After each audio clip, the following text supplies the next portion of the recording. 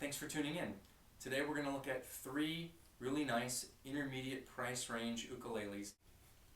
Oscar Schmidt Koa Wood tenor, an Oscar Schmidt Spalted Mango tenor, and an Acacia Wood Kala tenor. So why look at three different tenor ukuleles all in one review?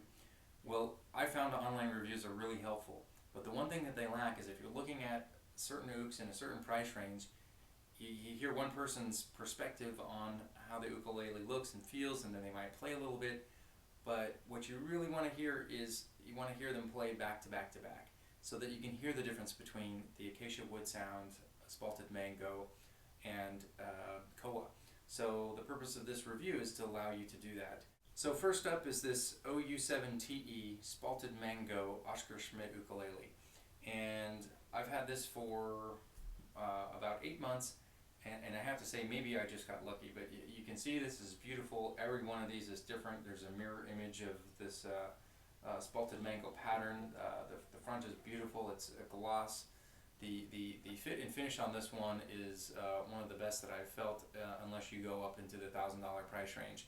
It's got sealed Grover tuners, ebony buttons. It came set up with a very low action. So I don't know if you can see that. I'm not going to give a measurement here, but it is in the order of precision that you're going to find on an expensive Hawaiian ukulele. This was particularly important for me because I actually had a medical problem with my hand, so I have less finger strength, and I had trouble doing bar chords on my first ukulele. It was a Kala. This really easy, and not just easy but precise. The whole fretboard, everything about it makes playing a joy. So it also is has an amplifier built in, and another nice part about that is you've got the plug-in right here in the rear on the back, which makes it great for putting a strap on.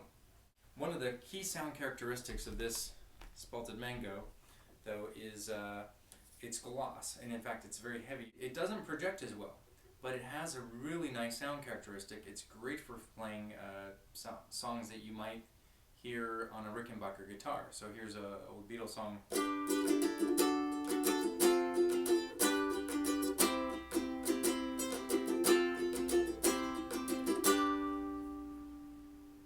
And I love that sound, but if you play this uke in a group of people playing ukes, it doesn't really cut through. It's hard to hear. It's not quite as good in the category projection as some other ones. So now let's look at this Oscar Schmidt with Koa Wood. This is the OU6CLE. Solid Koa. It is another gorgeous example of the Oscar Schmidt philosophy. It's built like a tank, similar to the other one. Very solid, very sturdy. All the joints, everything about it is just great quality. Now, being that this is a satin finish, the whole instrument is a little bit lighter. It also does have an amplifier built in. It is also set up with very close action, which again for me is a very good quality. The sound projects a little bit differently.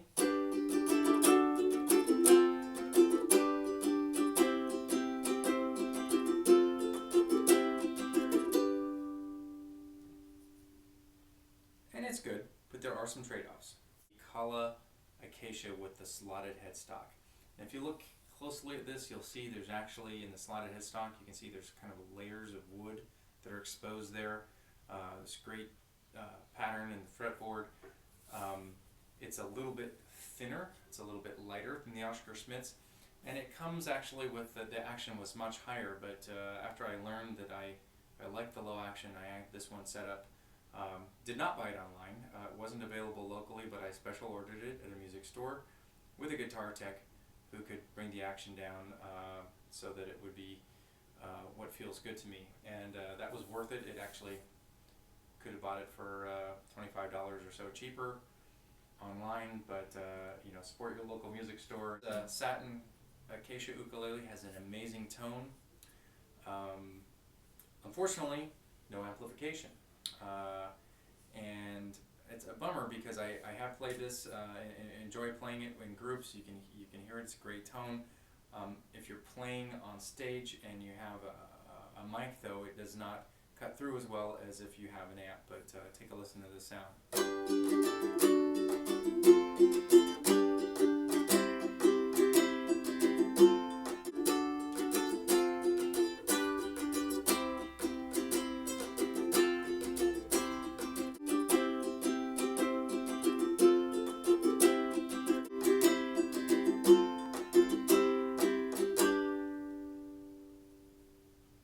I mean, it just has this kind of belt-like ringing to it. This tone is just wonderful.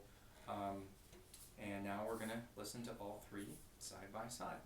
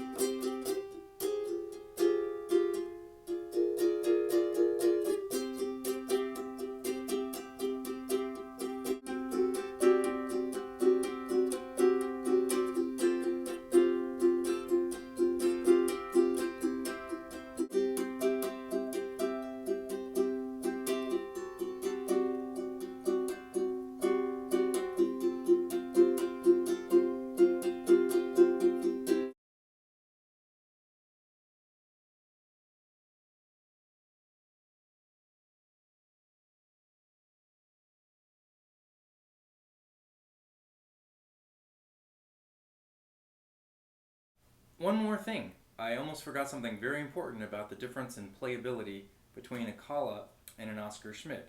So this looks unscientific, but we're going to take an index card and we're going to wrap it around at the 5th fret from one side of the fretboard to the other. We do that for both the KA and the Oscar Schmidt, and you're going to find out there's actually a significant difference. And the measurement I have here is that it's about 3/16 inch bigger. And that does make a difference. So I have large hands, and for me it just feels better. It makes it more playable. If you go from a chord like an A and try to jump to a bar chord, and you're jumping around, even with some good technique and your thumb on the back, having less neck to grab onto when this little bit less girthy product the KA makes it a little less stable. And you measure the distance across the strings at the top of the neck. Just showing for effect here, but I measured carefully from the top and just as the neck meets the body. I did that for both KA and Oscar Schmidt, and the difference is also significant. The top of the neck, the KA is 1 3/32, the distance between the strings, and the Oscar Schmidt is actually 1 5/32, which is a 1/16 of an inch difference. Sounds small? Actually, you can definitely feel that. There's definitely more space between the strings up there. And down at the bottom of the neck, as it reaches the body, the difference is even more pronounced. I have a 3/16 of an inch difference between these two models. So bear in mind, this is not, Oscar Schmidt makes some wide neck versions. This is not, this is standard. It's the same on both of the Oscar Schmidts that were shown in this review. So it's just something to keep in mind. Which one will feel better in your hands?